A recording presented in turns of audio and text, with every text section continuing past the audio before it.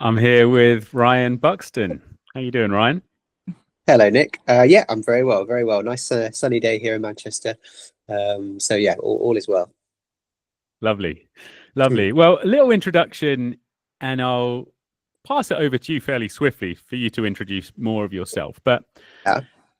I, well, we met a number of years ago working at the festivals in England, Yep. and you're a musician artistically, and Yes. I think you're also a father and a teacher. And and maybe there's a bit more to your repertoire that you can share if it feels relevant.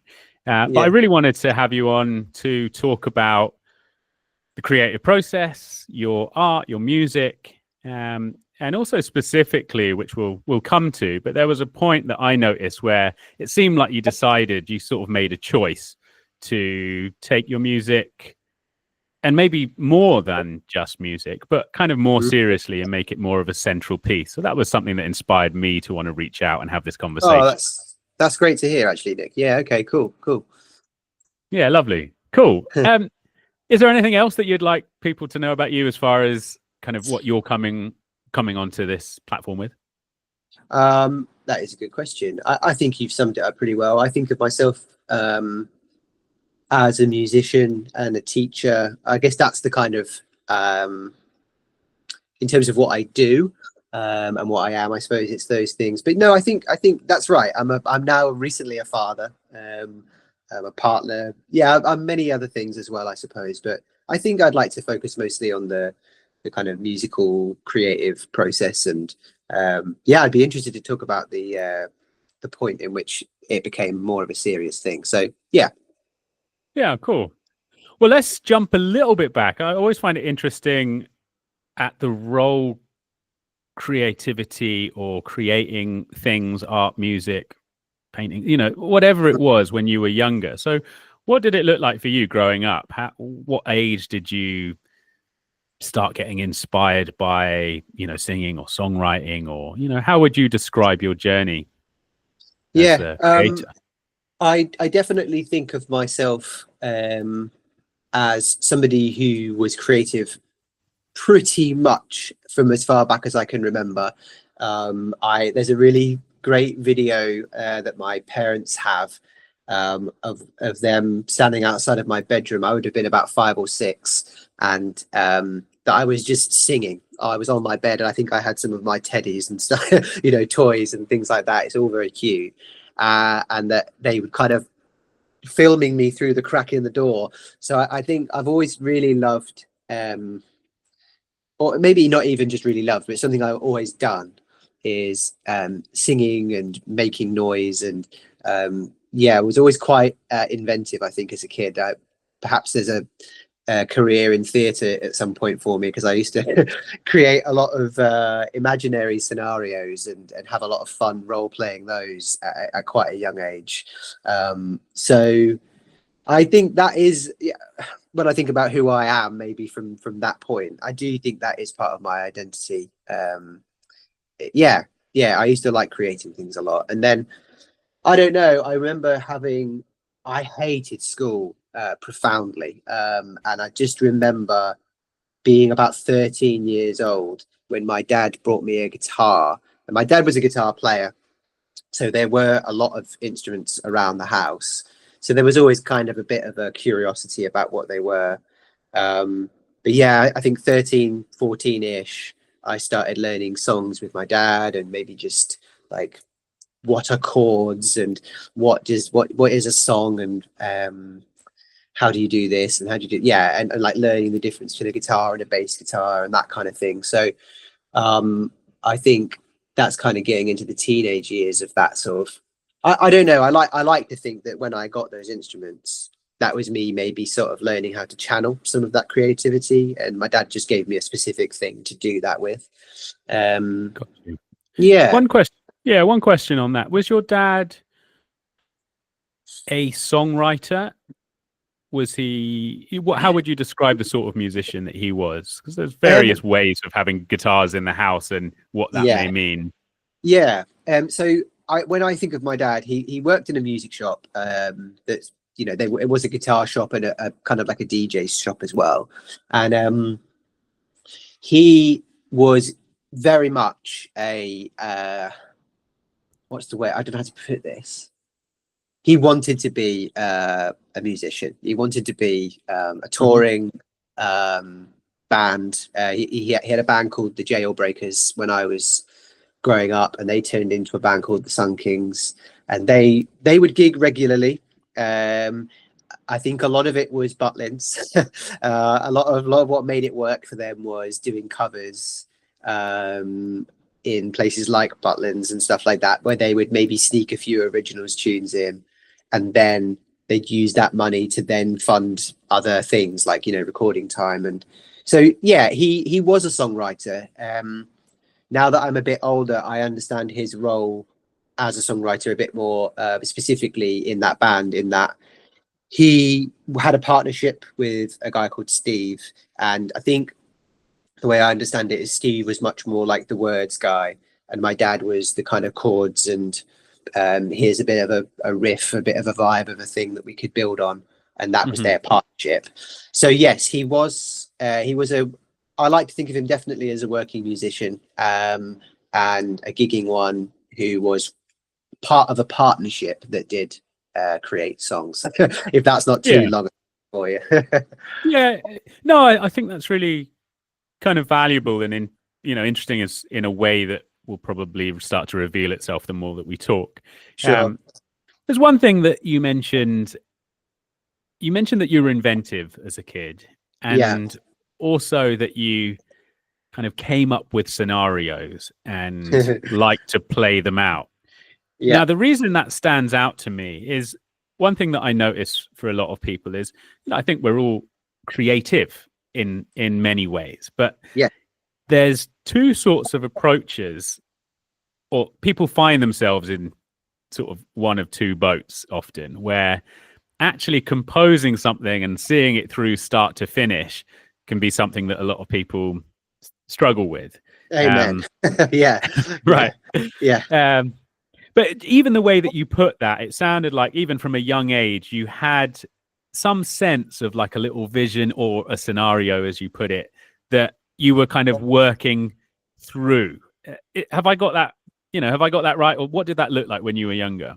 Yeah, fair enough. That's pretty good. I think it came out in a lot of different ways. I remember some things quite specifically of almost on a sort of how do we get out of here level, which I mean, we grew up on an estate. Now I'm from Cambridge, and when I say that I grew up on an estate in Cambridge, that normally gets a big laugh, especially here in Manchester.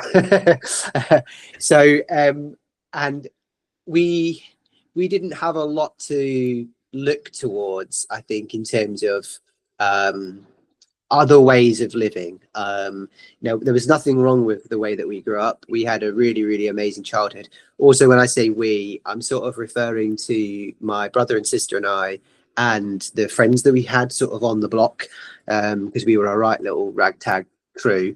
And but so to get to the specifics, we would do things like try to make perfume to sell it, because we thought that was something that we could do.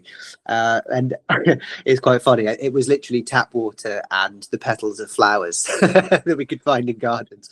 And so that was. I'm pretty sure that probably is OG perfume, actually. Like it made sense to us at the time. So yeah, maybe we were onto something. But so there's that kind of practical element, and we used to build. We used to try and build structures, like whether that was for skateboarding or sort of treehousey things, which I think is probably just quite normal child behavior, really. But the other side of it, I think, in terms of scenarios, was just I used to enjoy pretending things weren't the way they were, I suppose, which I can't think of anything specific off the top of my head. But well, I remember I used to watch a lot of TV. So I think I got a lot of the ideas maybe from episodes of a TV program that I'd maybe seen.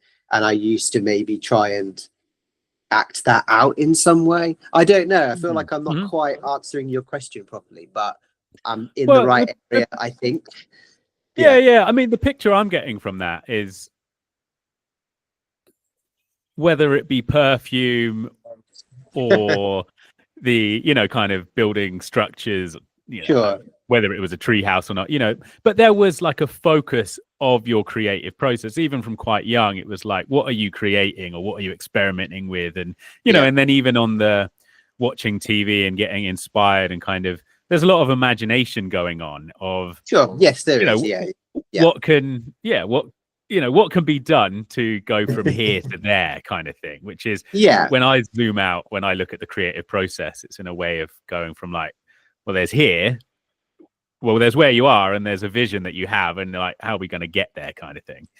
Yeah, that's actually I like to hear that in response to that. That makes sense. I think we did have a band as well.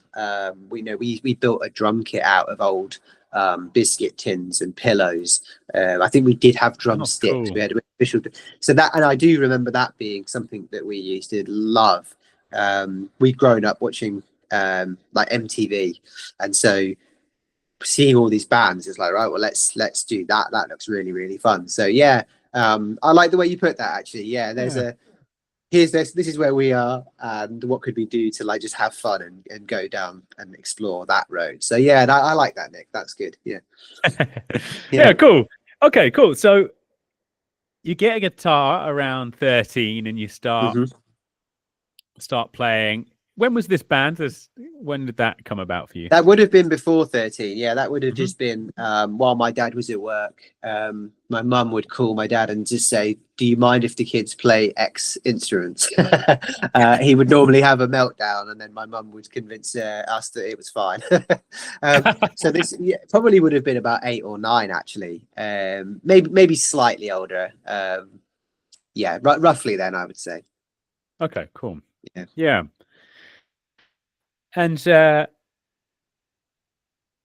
when did you write your first song? Good question. I don't know. What I do remember is when we moved away from Cambridge when I was about 14. We moved to East Anglia, sort of in the sort of Fenland area, sort of in the like Peterborough region, in a place called Ramsey we moved to. And I remember really struggling with that transition. It was like year 9, so you actually got to know people quite well through primary school and the first bit of secondary school.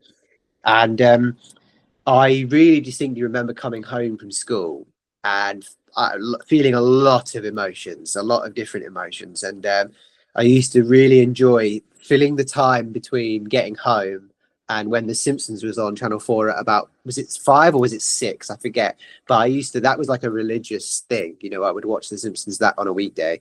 And those hours in the middle would just be me sat, normally quite mardy, on the edge of my bed, like just making noise on my guitar. And I do remember at some point that started to become something a bit more tangible. And one of the things that was really good about the move was I met a few people who were taking music very seriously, even at that age. So we're talking sort of 14, 15.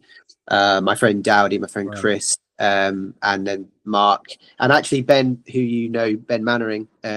We were all very serious about music at that point. And I just remember my friend Dowdy being a songwriter, and I thought, wow, I didn't realize that was something we could be at this age.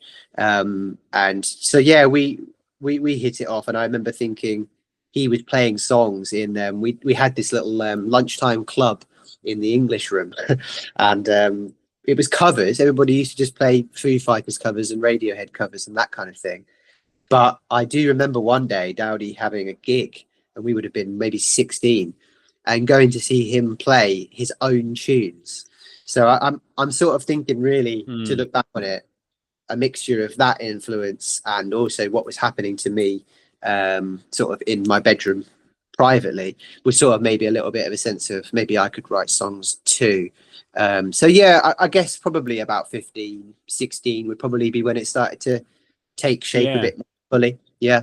I'd be really interested to hear more about perhaps what was challenged internally when you Yeah. saw going from covers to original work. I think is often kind of an interesting threshold that can be crossed of, imitating, and it's all good fun, but I don't know if this is what it was like, but I think for many people it can be like, well, they're the quote unquote real artists and Sure. we're covering them.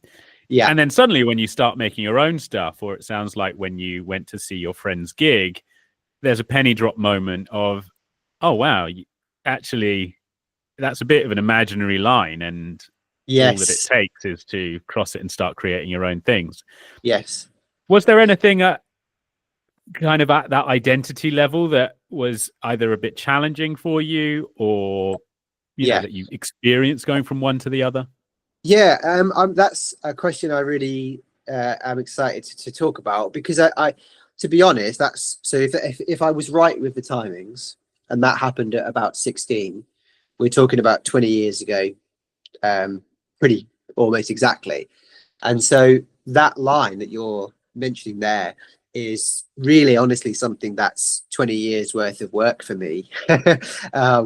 I'm still very much contemplating that line and trying to figure out where I'm comfortable with it being, and understanding who I am with regards to that line. So that's really, really cool question. I remember at first feeling very sort of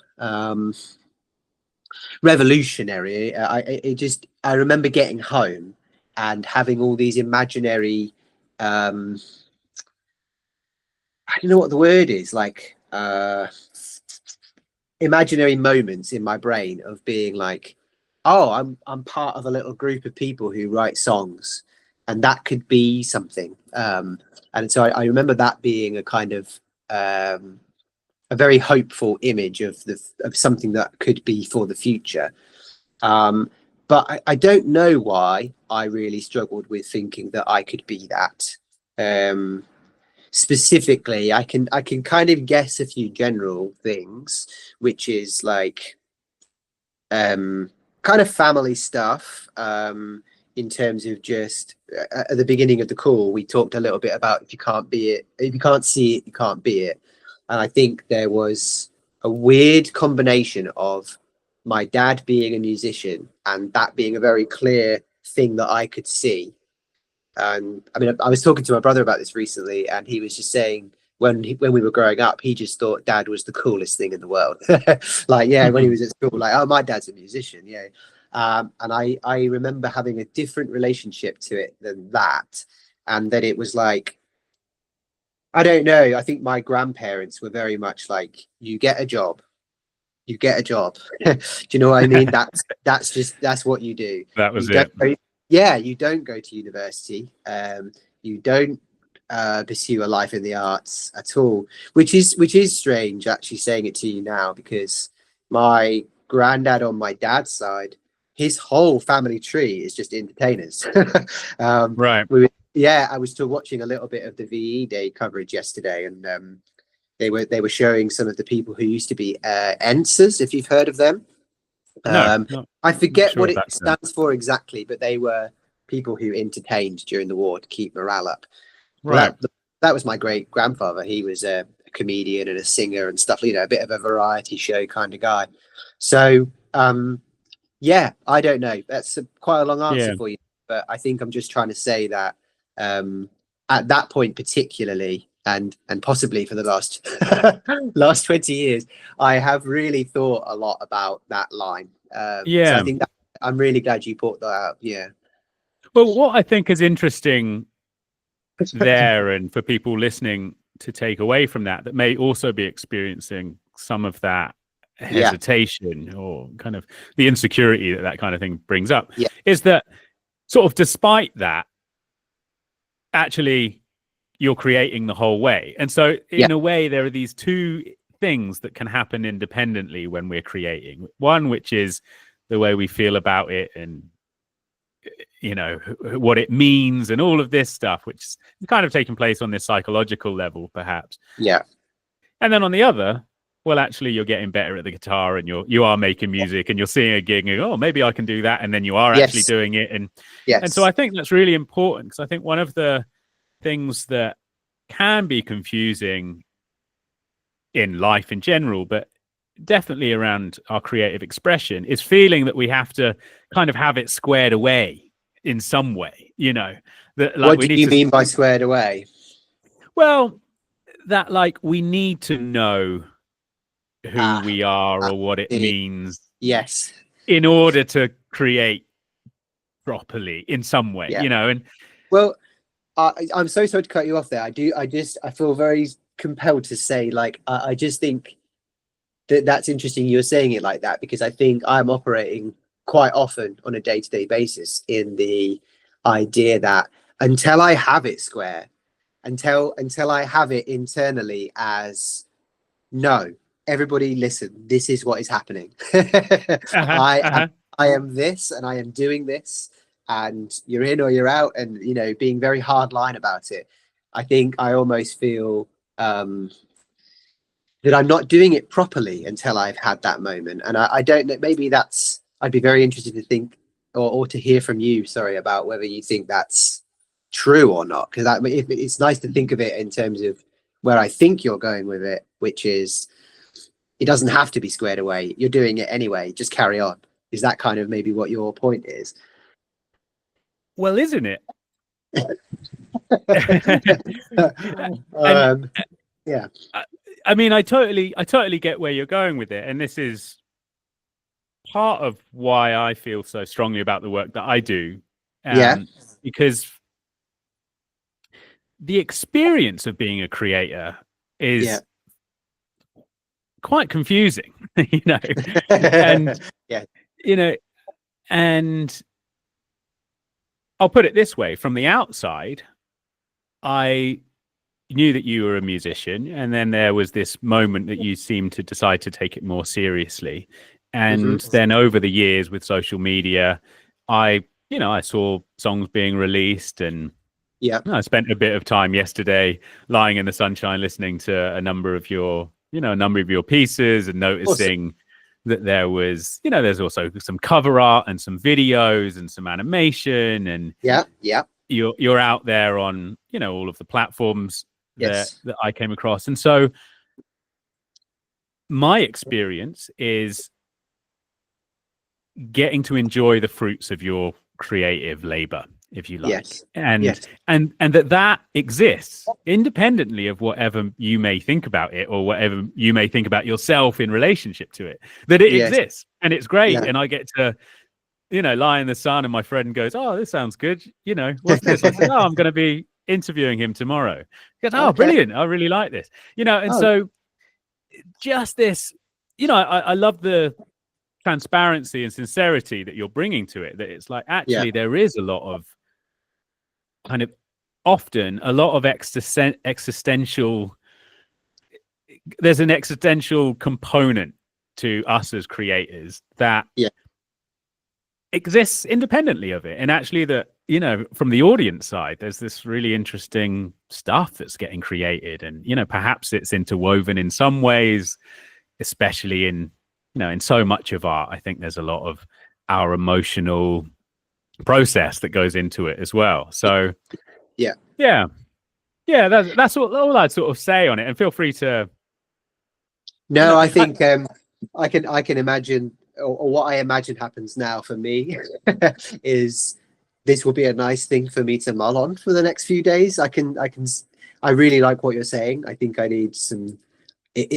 Sometimes I find it can take me a few days, or it might be, Monday lunchtime when I'll be eating a sandwich and going, oh, okay. It's almost, sometimes it takes me a while before I have that moment of proper, like, understanding sometimes. And I think that might be one of those points. But but I do understand what you're saying. I can definitely, I can take myself out of my own head for a second and think that actually somebody might stumble across my work on Spotify or Instagram or whatever it is, or my website, And for all intents and purposes, when you're interacting with it like that, you're not all seeing what my lived experience of my creative work is. You're just seeing it.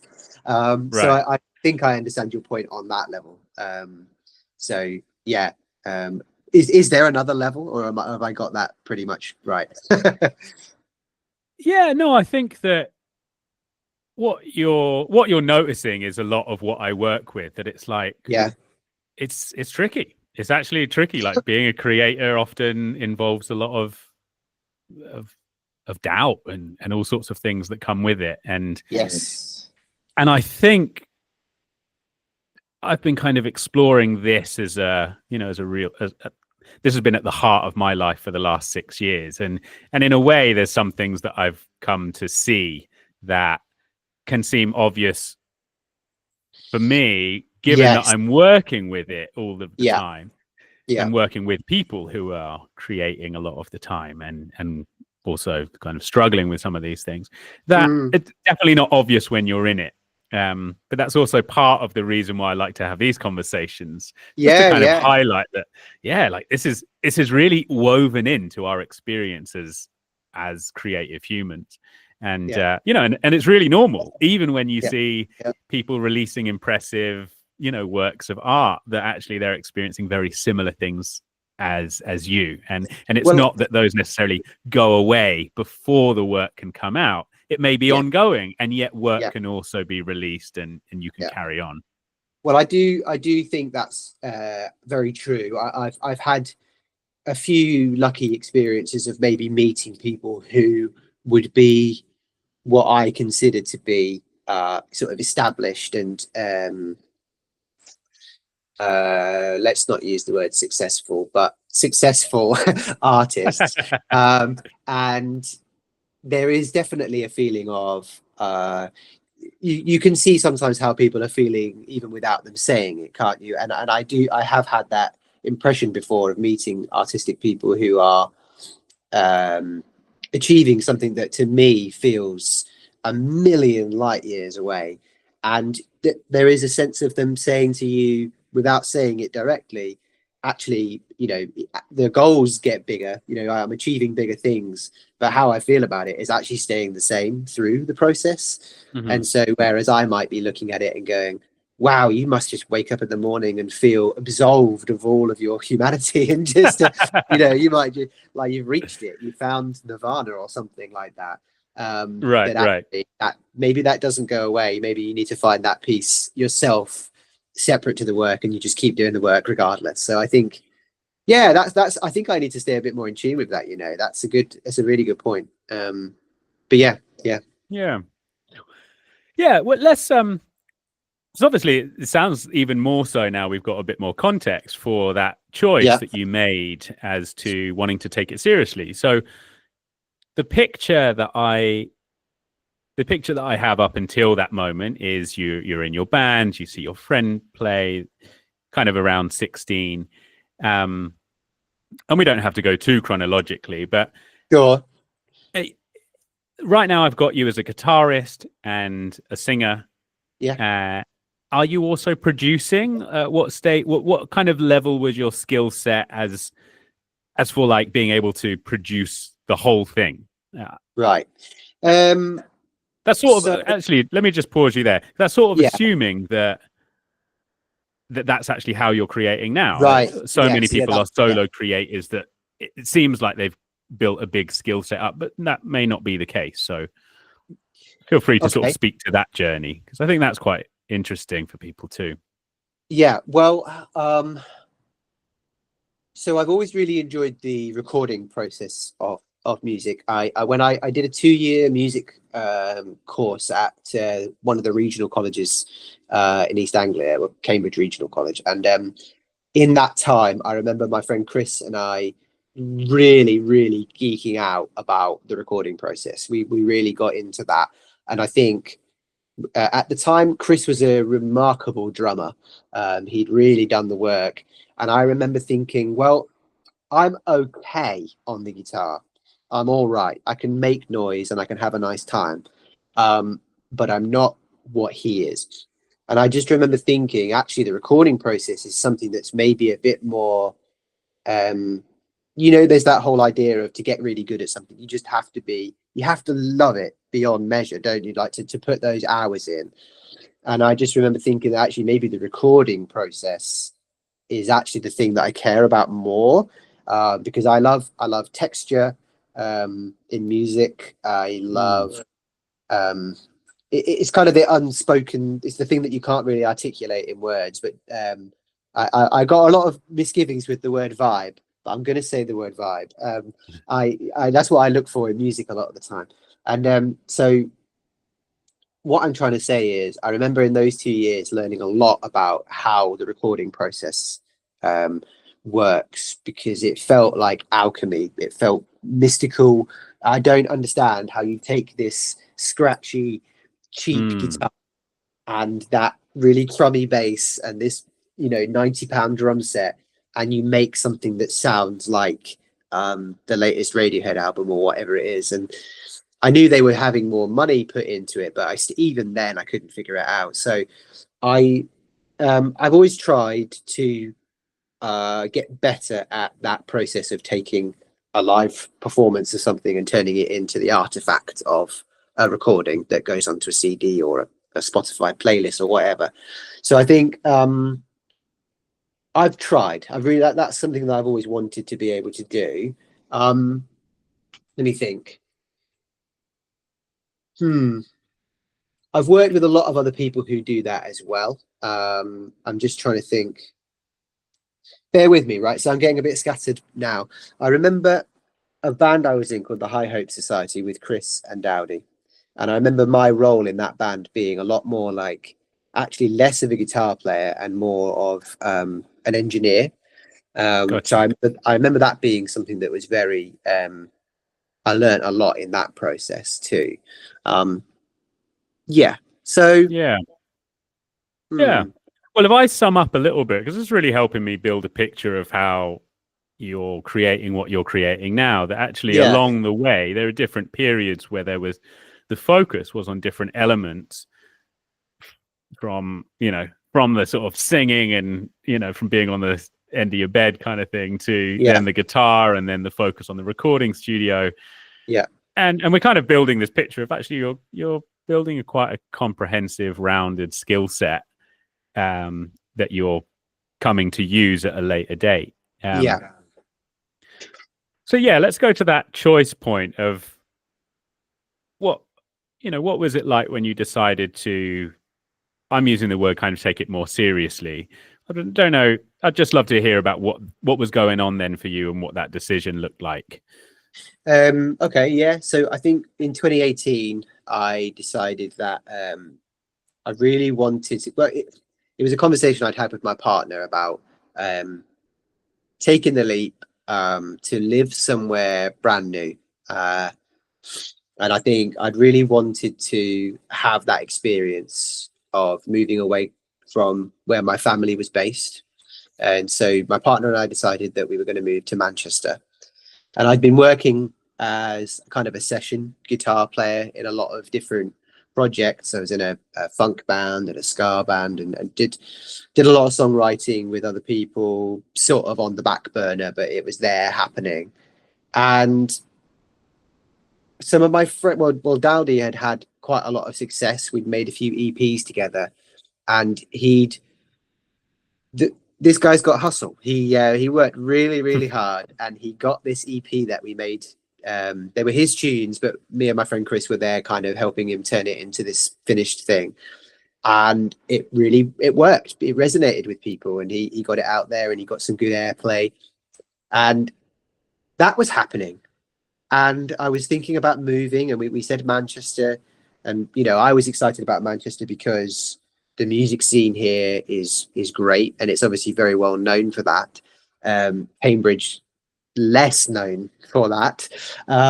So I think it was the mixture of that opportunity to move, seeing that somebody in my life was having success with it, I suppose, and having a lot of fun with it.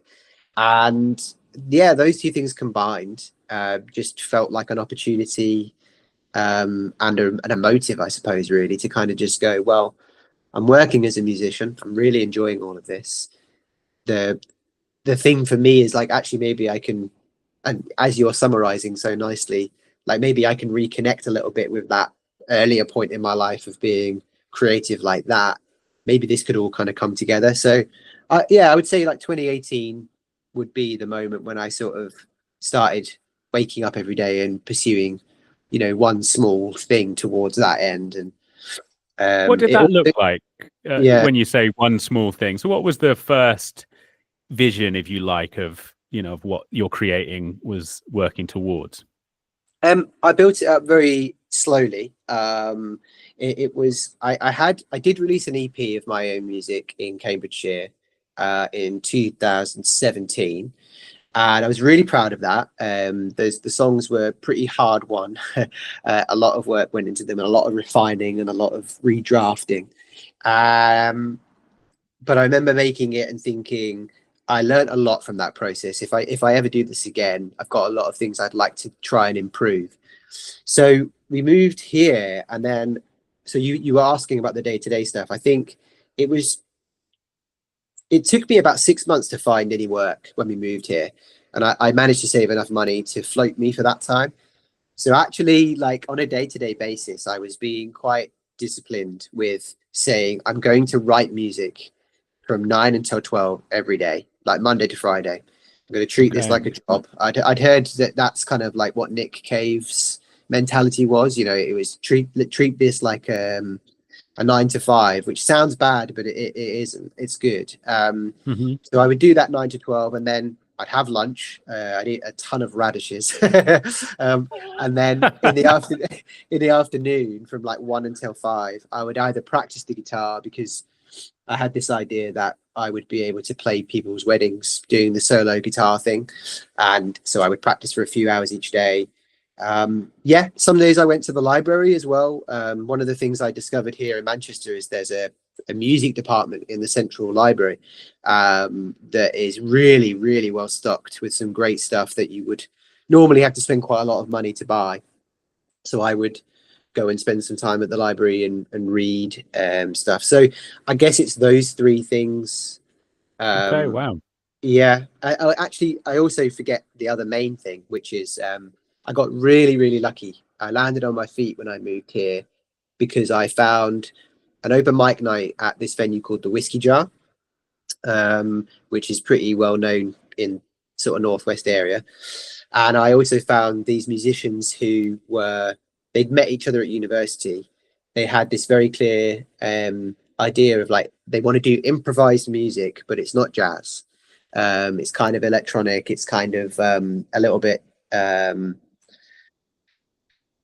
I don't know, drum and bassy, or I don't just it had Right. more modern, more genres that we were kind of actually connecting to rather than jazz. Although we did like jazz, or they did like jazz. So I met them, and I think they just gave me another stage of my schooling, I suppose. There was a lot of songwriters in the open mic night community who were all trying to do it. They were all trying to make this thing work, and like Right. very sincerely trying to say I want my life to be built around making songs. And then Yeah. these other who were saying, we want our lives to be built around performing music together and putting on interesting events and doing cool shit, basically. Yeah. So yeah, so that was the other aspect of it that kind of, again, it just helped me fuel my belief that it was possible and got me better at my craft for sure. Yeah. It sounds like you moved and you had this time, which you Yeah. took really seriously. You approached it Yeah. professionally, Yeah. and I was fastidious actually, like about the time of it. Yeah. yeah, Yeah. and then you're also in an ecosystem of people that are doing a similar thing. Yes. Um, yeah. And you mentioned, so 2017, you released an EP. How did you Yeah. release that? It was CD, and I think that was it. I think I put it on Bandcamp. Yes, I did. I think it's actually still on Bandcamp, and that was called Little Green Fly. And I'm still really proud of it. But it is funny that I don't often talk about it. I think because I had that reaction of, oh, I could do that better if I did it now. Right. It quite often gets pushed into the back of any conversation I have. And perhaps it does need a little bit of light shining, but yeah. But it sounds like it was a real, well, it was a labor of love, and it took a lot of you went into it. Even if you can, I mean, the first time you do anything, I think there's such a learning process. I always sort of chuckle at a phrase a Canadian timber framer would say to me, that he would say, by the time we're done, we'll know exactly what we're doing. And right. I've not heard that before. I like that. Yeah. That's a good there's just this sort of kind of irony of like, I mean, of course that's how it is. But wouldn't it be nice if we knew some of those things beforehand? Yes. So how would you sort of describe some of your projects since that one? Something that stood out to me yesterday while I was on Spotify and YouTube was seeing, some of these graphics. There was a collaboration project you had with someone else, and sounds like you were collaborating from the beginning in some way, but collaborating, kind of jamming and doing stuff is at one level, and then really working on a project with someone else where there's a shared vision that has to be negotiated sometimes. I think that can be an interesting thing. If you have anything to say on that, you're welcome to. But yeah, really, we kind of move into this digital age, and there's Spotify, and things go from CD to whatever this landscape that we're in now. Which is again a tremendous amount of learning that's going into this, I imagine, to get you there. So feel free to jump off at any of those points that feel kind of alive for you. Yeah. So I'll try and do both, actually, because they're both interesting to me. On the topic of collaboration, I think that's really, really important to me. And since I've set my band up here in Manchester, that is something that I have taken very seriously, in that I even though the project is my name, I whenever I work with somebody, it's not me being a dictator. It's, hey, I love what you do. I'm doing this thing. How do you feel about coming and doing your thing with my thing and seeing what happens? And then we're all free individuals that are potentially collaborating together, and shall we just see what comes out of that?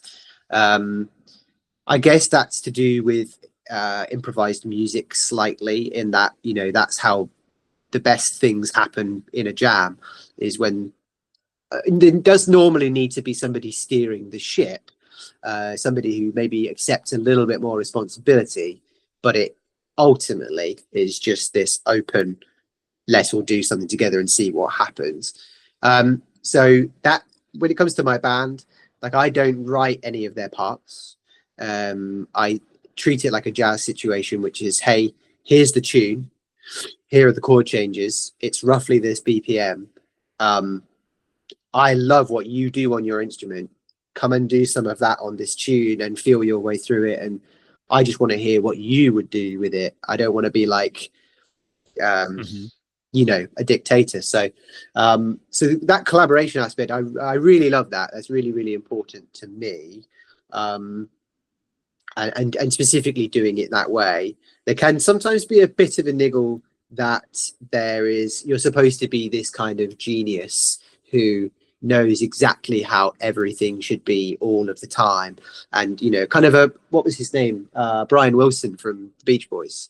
There's that kind of archetype of a troubled genius who's just, you're the musician playing on Pet Sounds, and you're going to be in the studio for like 4 days without sleep because you're not playing it the way that Brian Wilson wanted. And that's the opposite of what I'm doing. So right. Yeah. And then, with the artwork, I just got so lucky that I met this lady called Wanda in a bar in Manchester at an open mic. And it was kind of one of those festival synchronicity moments, which was that I just said to my friends, hey, do you know anybody who does artwork? I really need artwork. And she was just like a conversation to the left. And she just said, hey, I can do artwork. And yeah, and we had a really great time. It was all done through email. So that's one of the beautiful things of technology, I would say. I found it very easy to talk to her through email. You know, I think you're probably picking up on a little bit of, I don't know, I can sometimes mince my words a little bit and get lost in my own thoughts. And the beauty of email was just, hey, this is what I'm thinking. I could take 35 to write an email an hour, and then I knew I'd said what I meant.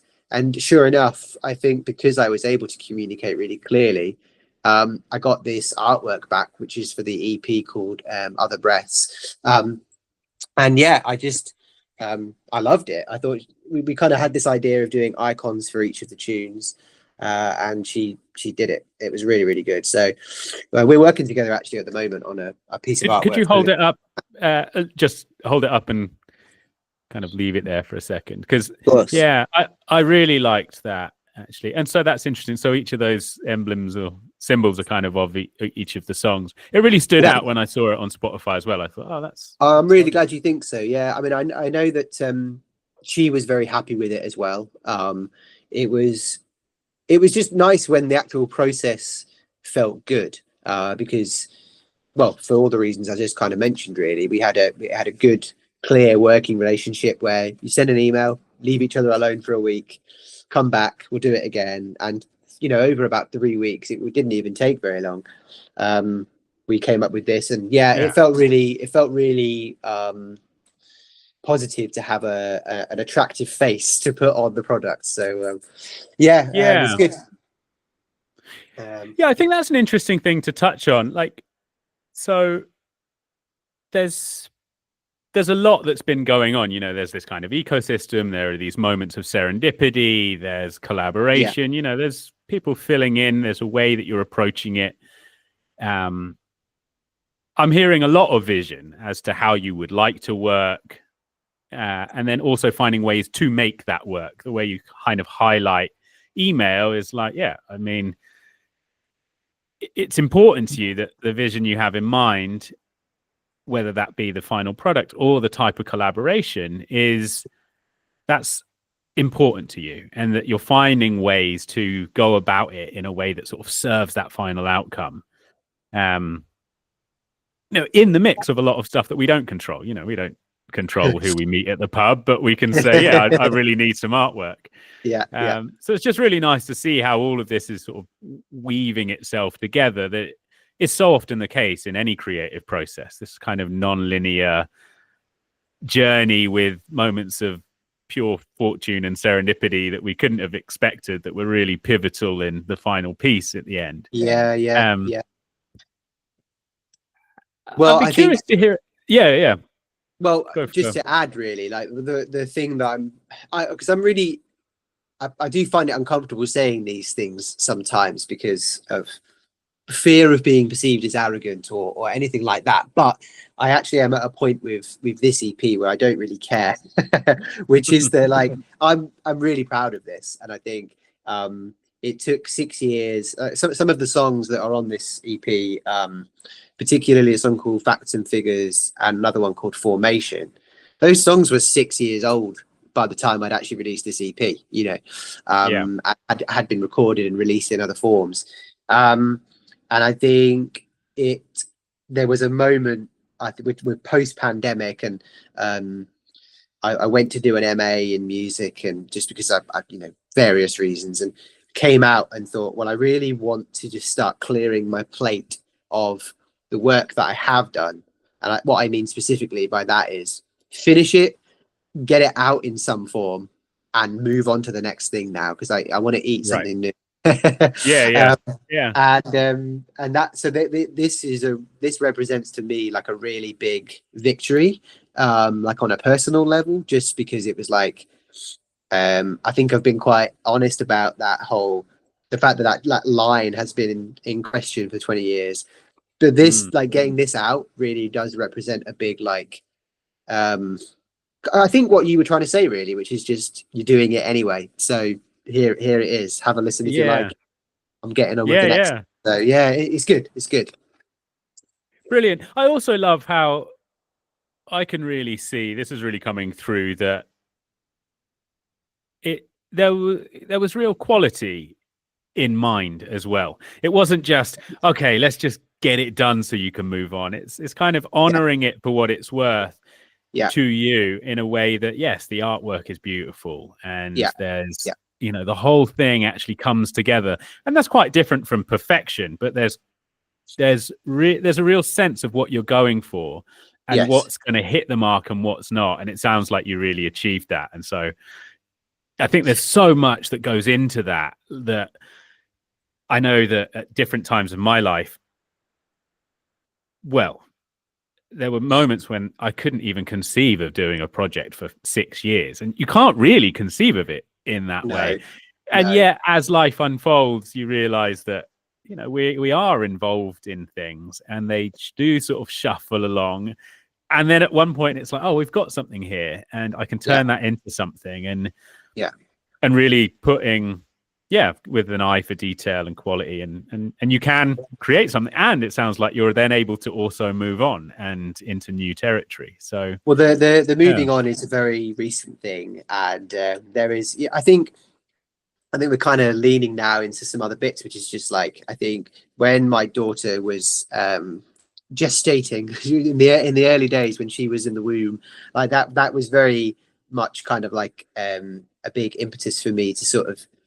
She's coming and everything is going to change, and it's kind of like what do I want to be doing, who do I want to be for her when she comes here, and all that sort of stuff. And I think that was a big kick up the arse to maybe stop pontificating so much, because I think otherwise there was a lot of circling round, and that did not need to take 6 years.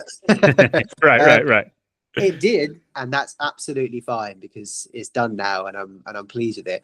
But I'm kind of looking forward to like the next thing being, in terms of the way I want my process to be moving forward, is I'm definitely trying to be less stuck in the thoughts and kind of just let's get on with it. It doesn't need to have an 11th draft of the lyrics. Let's do it, move on, and sometimes you run out of time and money for a project, and that's just what it is, and then you have to move on to the next thing. That's what my friend Dowdy says to me anyway. I'm really trying to I'm doing my best to live that way at the moment, so we'll see how we get on. But lovely. I like to talk of that in a way as creative fluency, where it's like we are kind of we're sort of stumbling our way through the language of creating for many years. It takes a lot longer, but there is a stage where it's like, okay, I can be less precious about this and actually work through the whole cycle of kind of idea to vision to working on it to sort of clarifying, crystalline, and then kind of working and finishing it, and then embodying the fact that it's done and moving on to the next piece, and just really being more involved in that whole cycle of being a kind of a creator that's putting things out there. In a way that is less personally focused and more focused on what's going to serve the piece getting out there. And well, and actually just interestingly, you say about it being maybe less personal, I think weirdly I'm suspicious that it might end up being more personal and in a better way, because I think one of the reasons I find the first EP that I made troubling is the grueling hours that I spent working on the words, just trying to make sure that like you write this particular sentence down and it's very sincere and honest and raw, and you just think, Jesus, can I actually live with that sentence being said? And every time you play this song live, you've got to live that again. And but then I go to this EP, and my partner Charlotte, she's been a huge everything during the process. And one of the things that she inspired me with is she's very into she studied English literature, so there was a lot of poetry around the house, and so I tried to be better with the words, put a lot of effort into it, and a lot of thought, and sometimes it really worked, and then other times I wonder whether because of that overworking of the dough did the honesty get lost. So I'm kind of hoping that maybe by working more quickly, I'm going to be able to be a bit more honest and less trying to filter what I'm saying in case people think something about it, you know. So I'm Right. hoping that it's more honest in a way. So yeah. Yeah. Well, it's always so interesting. I think what I can really see is that there's an attentiveness to experimentation, and what, you know, you've done something one way, and how can you try and do it differently. And I think that's one Yeah, of the most, yeah. yeah, I think one of the most rich things about being involved in any creative process is it gives us a means of paying attention to what feels important to us in our lives, and this relationship between expressing something that's, you know, in a way is uniquely ours Yeah. Yeah. for the, you know, for the world, and our lives, or at least in that that creation can become an expression of something that's quite unique to us. Yeah, I'd be curious to hear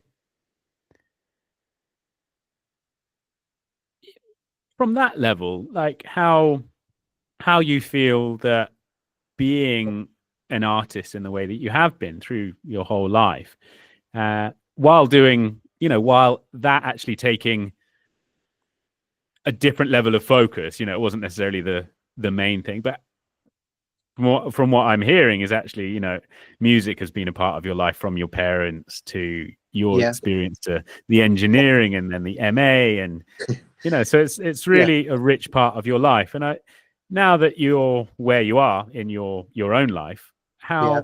how do you feel like it's, you know, and perhaps some of the less obvious ways that you feel that this has actually enriched your life or taught you things, Yeah.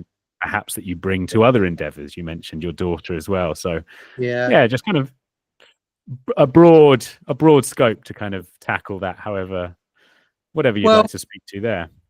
I think the first thing is just other people, and the role that they've had in my life. But I think specifically because of music, I don't.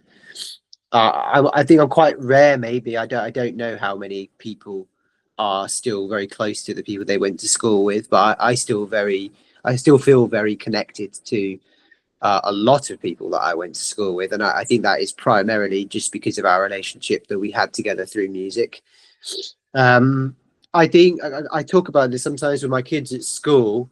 I do I do sometimes chew their ears off about this, and but I'm really passionate about this idea that music taught me how to learn stuff, and about being patient with learning stuff. Yeah, school just I didn't have that knowledge at that time, and so school was really tricky. But looking back on it now, I think playing the guitar taught me that. So actually, sometimes just because you're fucking around with something, actually through that process, if you just continue fucking around, you kind of wake up a few years later after fucking around and kind of go, "Oh shit, I know loads about this now," or "I'm really good at this," and that kind of moment of realization that it's not, there was nothing wrong with you, it just takes a long time. It just takes a long time. It Yeah. takes a long time, and I think there's no other way for it to be. So I think you've kind of even alluded to this today, is like there's no other way for it to be, and it's sort of just accept that and carry on, and something will come. So I think that music's definitely given me that. I think the problems that I've had in my personal life have all been they haven't been solved by music, but they have definitely been consoled by music, and so that side of things has been brilliant. It took me to music festivals and introduced me to people like you. I met my partner of 11, nearly 12 years, I think, because I was playing music at an open mic night.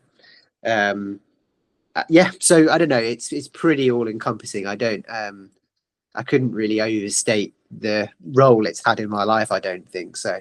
Yeah. It's a weird one. It can, you know, you can end up thinking of it in different terms, but it's just been, yeah, it's been amazing. It's been a good thing in my life. So Yeah. Beautiful. I really like that you mentioned the learning piece, you know, especially in the role of a teacher. where I can sort of picture it seeming a little bit like you're chewing their ear off. But it's so funny, I think, that as we go through life and we see that there are certain things that are so fundamental to the quality of our experience and how we get to enjoy or not this opportunity of life that we have.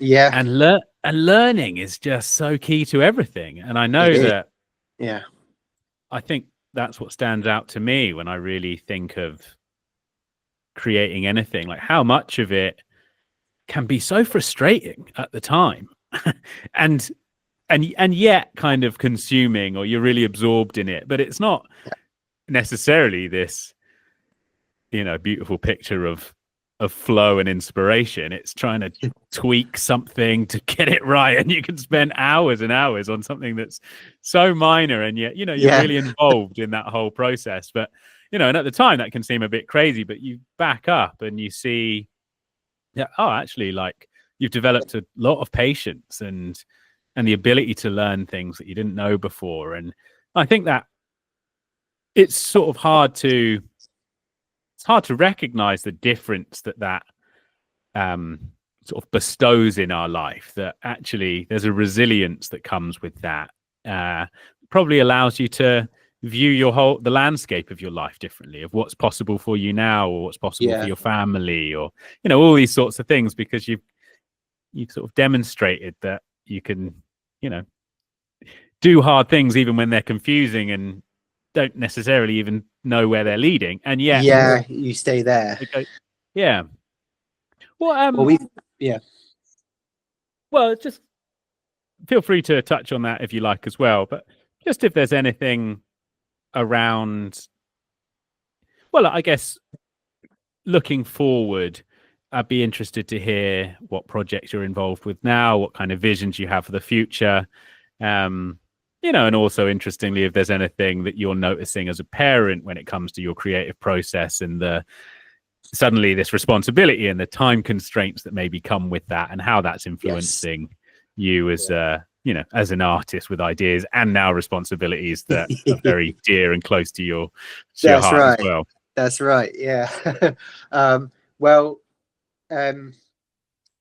We're in the process of probably quite a big move. We're going to be leaving Manchester at some point in roughly a year's time, and we're going to go move down to the southwest of England for various reasons. And so I think the other thing that I would just like to sort of add really is, I think that the good thing about being a musician, and the one thing that it has had an impact on in my life, is I sort of know that even though I don't know anybody down there, I know very, very few people down there anyway, I know that being a musician gives me access to a lot of people quite immediately, with a shared experience and a shared view of the world, and or not necessarily view of the world, but experience of the world.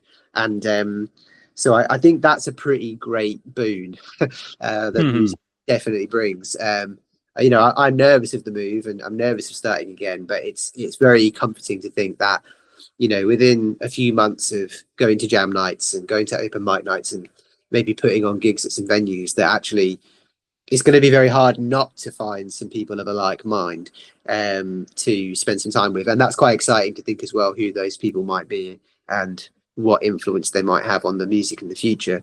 So that's kind of cool. And then I think with the baby stuff, I think it's been really amazing. I have spent most of my adult life, as I think a lot of people of our age are, not speaking for anybody in particular, but just terrified of what was going to happen to my life, who I was going to be, am I ever going to see anybody again? Will I ever play a gig again?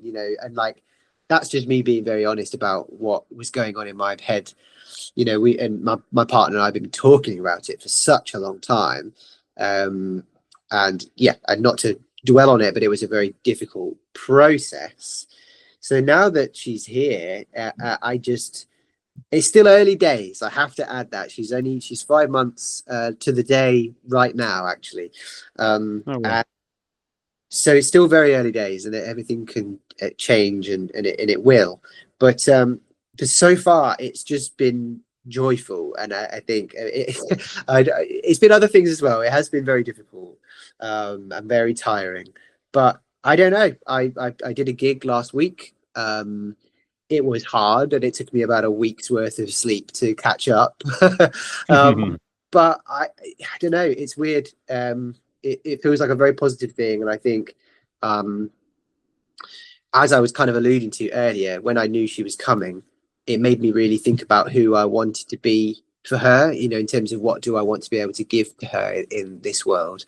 That's really important to me. And I do think that being part of the musical world is something that will bring a lot of, if she chooses to interact with it, it's not something I'm going to force on her, but like if she chooses to, that world exists for her in some form. And so I think that's something I'm really excited about for the future, and sharing that with her. You know, my memories of my dad sharing music with me as a kid are definitely some highlights. So it's kind of nice to think that those days are coming for me and her in the future. Yeah, I feel as though I might have slightly veered away from what your intention was. No, actually, bang on. Yeah, really spot on. Okay. Yeah, and whether directly for music or you know, or just indirectly, it's. I think there's something very special about being exposed to people doing things for the love of them. Yeah. I think when you're absorbed in the crowd of artistry, it's sort of in a way a given, and yet for lots of people they don't have that exposure, and maybe it reminds me of your grandparents. I think perhaps on the other side, where it's a bit more like just get a job and just get a job, you know.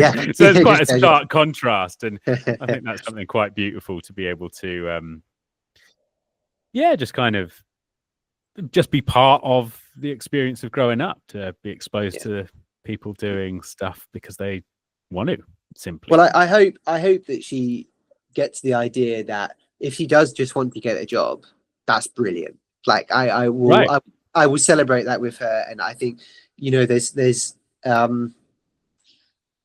I don't see what is wrong with deciding that you want to do the things that are necessary for life, which is getting a job, but then coming home and using your time for whatever you want to use it for. Like, that's beautiful. So all those boons that I've been talking about with music, you know, they are there. They exist in my life for sure, and I'm really, really passionate and grateful. But I'm also sort of aware that there is a grip that they have, because there is that passion and there is that kind of obsessive mindset that maybe excludes me from not being as I'm going to use the word simple, but I don't mean that in a derogatory way at all. That there's nothing wrong with having a simple life, free of those obsessions and free of those things.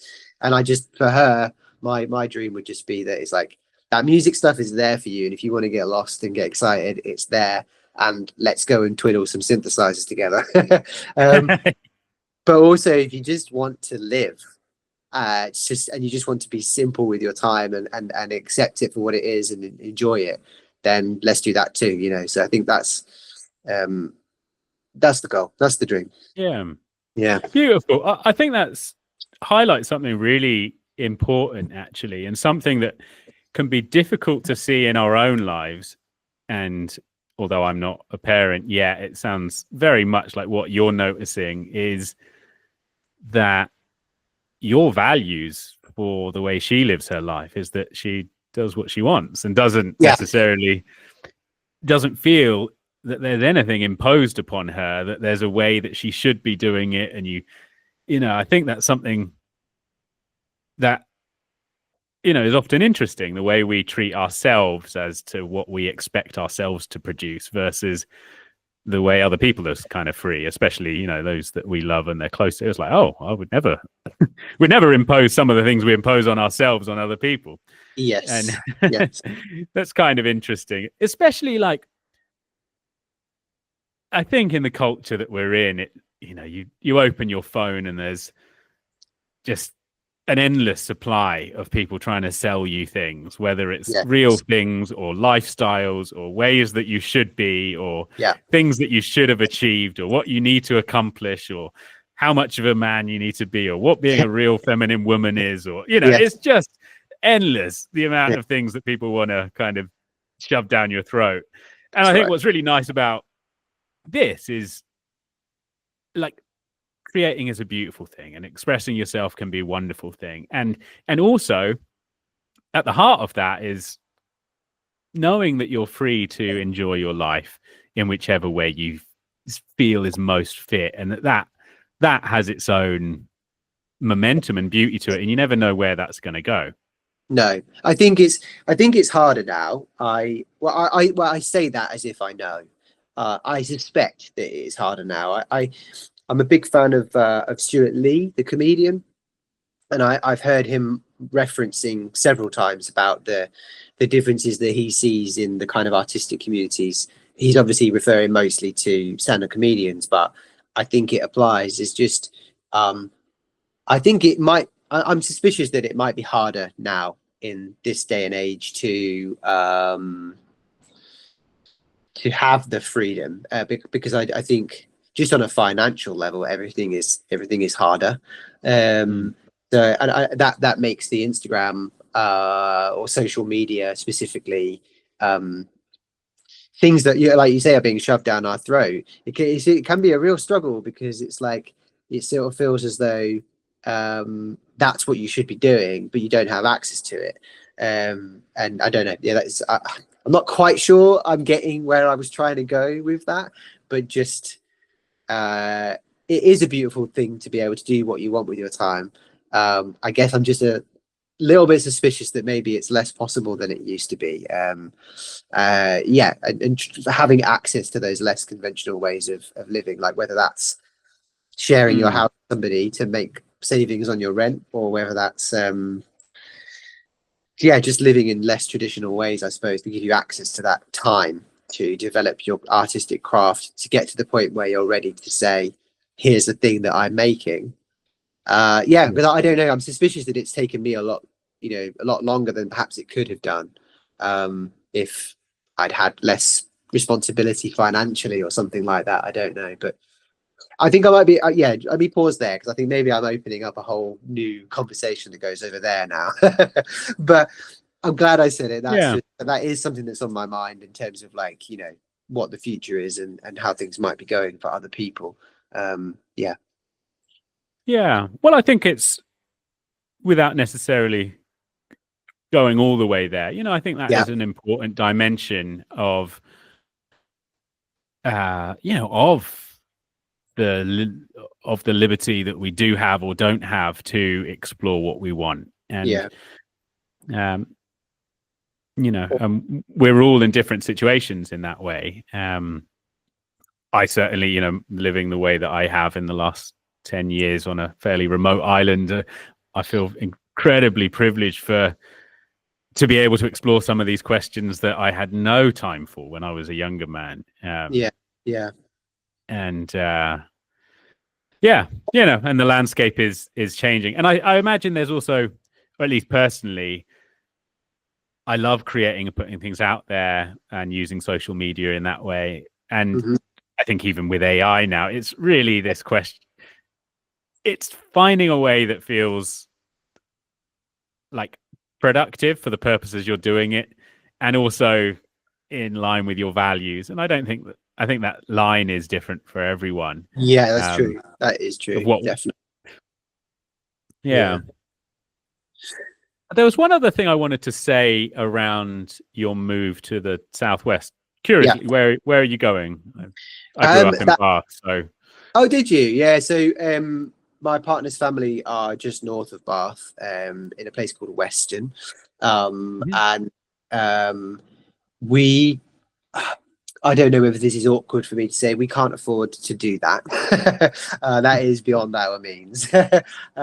So we are, I don't know really where we're going to end up. We're looking at places like Trowbridge, and I'm quite attracted to Chippenham because of the train station. And I feel quite separate from London at the moment in terms of access to it from Manchester. The train prices are just a bit ridiculous. And so I think being in Chippenham would give me access to London. So I'm sort of attracted to Chippenham. yeah, I think most likely would be in that kind of area. And then the only question mark I have is I would quite like to explore the idea of being a bit closer to Bristol, just because I feel as though Bristol might give me a similar network that Manchester. I hate that word, but just groups of access to groups of people who are doing cool shit. I think they're going to be mostly based in Bristol. Is my suspicion at the moment. My impression of Bath so far is very similar to Cambridge. In that it's incredibly beautiful. It's a really historic, special place. But there's maybe less of that kind of vibrant, like here's a bunch of people trying to make something interesting. Kind of cult. Obviously, that is happening, but I'm referring mostly to that kind of cultural thing. But maybe afterwards, I'd be very interested to hear if you have a different opinion, and maybe I just missed something in Bath. I'd be really interested to hear what your thoughts were. Yeah, I more or less agree with you, and I think even more so now than 30 years ago. Right. When we were growing up there. But it is a beautiful place. It's very beautiful, yeah. One thing I wanted to say on moving somewhere new, I think there's something also that's so cool when you're a creator of sort of any flavor, if you like, but especially music, because it's so collaborative, is that you can, as you articulated, just go somewhere and know that you're going to meet people. If they're there, they're also there. But just sort of, it's a given that, you'll meet people. And I like that you kind of caught yourself where you said not necessarily the same worldview, because I think that's interesting in this day and age where, we all have sort of so many different opinions and everything is different in that way. But when you meet creators, there's something that you share, which is the love of creating something. And that actually you can come together on that shared aspiration. And regardless of what you think politically or, culturally, or, actually, and I think actually the artist crowd has a lot of overlap in those areas as well. But just to highlight that there's a way of just coming together and focusing on things that you want to bring into being and creating music and, and these things that just has this beautiful unifying element to it that I think is in some ways quite unique, that's hard to find outside of the arts. Yeah, I think you're probably right. I've got very limited experience of meeting people in a workplace, sort of in that kind of what one would expect of a workplace. Like I've met lots of people at work, but those jobs were teaching music or working in a recording studio or something like that. So I don't know what kinds of friendships it's possible to find when you work at the same company, doing whatever it is.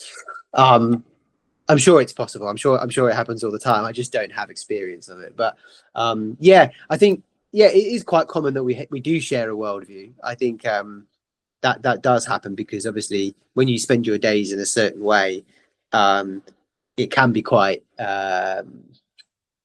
I was going to say cookie cutter, but if you end up doing these things with your time all day, every day, it can be quite obvious the way that your brain is going to end up perceiving things that happen in the world. Because I think sometimes I do butt heads with people who have a different, I won't go into the specifics of what those things are, but like differences of opinion about, the economy or a political party or a world event. And I don't know, but sometimes it happens that you get into it and actually underneath it, you do kind of agree. You're just using a very different language.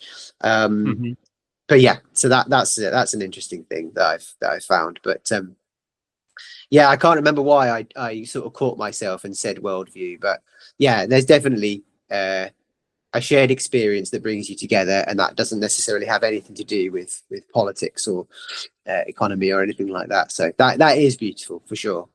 Yeah I think that's the thing that I really appreciate, that it's like when you're collaborating and creating, there's something else that's very tangible to you that you all care about, and that's that's what's happening right now and what you're producing and how it sounds, and it's quite nice given the complexities of a lot of the rest of life in a way, when there's a very clear signal of, what's sort of important and beautiful and where the focus is on that moment. Yes. Well, I've really loved this conversation. I'd love to hear if there's anything you'd like to point people to, or just kind of wrap up with, where you're going other than the move, kind of if there's any music projects you have on the horizon or anything you want to tell people about, then that'd be great to hear before we wrap up. Well, I was thinking this morning. I did want to say, sort of on the record while we're recording, I really appreciated this, man. I think it was really good. I think I very much enjoyed that you, as we sort of referenced earlier, that you came across what I was doing and were interested in my creative process. That's very rewarding to me, that somebody would look at it and kind of go, that you were interested in the creative process. So yeah, I'm just wanted to say, like, I really appreciated the opportunity to do this. It's been really, really nice. And yeah, it's been great. So anyway, the things that I would like to point people to, I would really like my big thing at the moment is I just want people to hear that record, the Other Breath CP. So I'd be really, really excited to think that maybe because of this, a couple of people might go and have a listen to that and engage with it and see what they make of it. That would be something I'd really like to point people towards. I have an album that is very nearly finished. I'm just in just before I met with you, I've got my little strategy document here that's got all my timelines of when things need recording, and I'm just working my way through that. So hopefully before November, I think I said, the thing will be out, and I'm very excited about that because I've put a lot of time and thought into that. So yeah. Oh, that reminds me, I'd like, if possible, if anybody is interested in staying in touch with what I do, I'm really trying to build my mailing list at the moment. So if anybody wanted to go to my website and sign up to that mailing list so that I can stay in touch about gigs and releases, that would be really cool.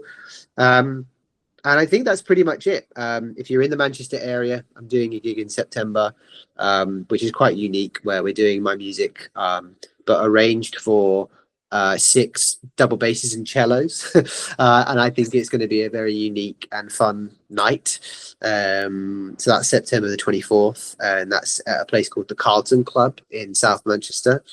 But I think other than that, I think that's everything I would point people towards. Very cool. What was your website you mentioned for the mailing list, but what was the address? So it's just my name, ryanbuxtonmusic.co.uk. Okay, cool. Yeah, nice. Brilliant. Well, likewise, I'm really pleased that we had this conversation, and I've really enjoyed it. So yeah, me too. Thank you. Yeah, it's been good. Thanks for coming on. And yeah, I look forward to staying abreast of how it all unfolds, and best of luck with the move. And yes. Yeah. And also that sounds really cool. I really enjoyed cello strings, that kind of thing. So it's a great sound. Yeah. I'm intrigued at how that'll come out. So yeah, just really cool, man. Yeah. All right. Yeah, nice one. Well, thank you again, and yeah, we'll speak to you soon.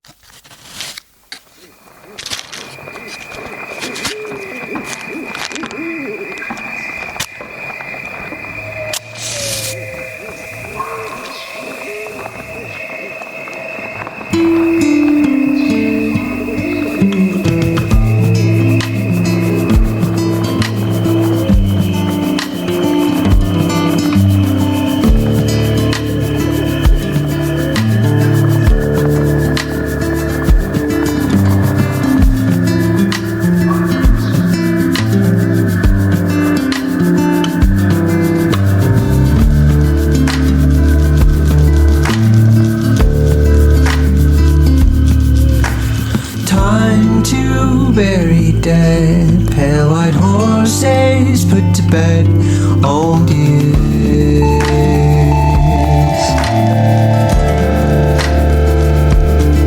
And with dragging finally done, question what the hell should come next. We'll carve your marks into the road with fresh weight, but same soul.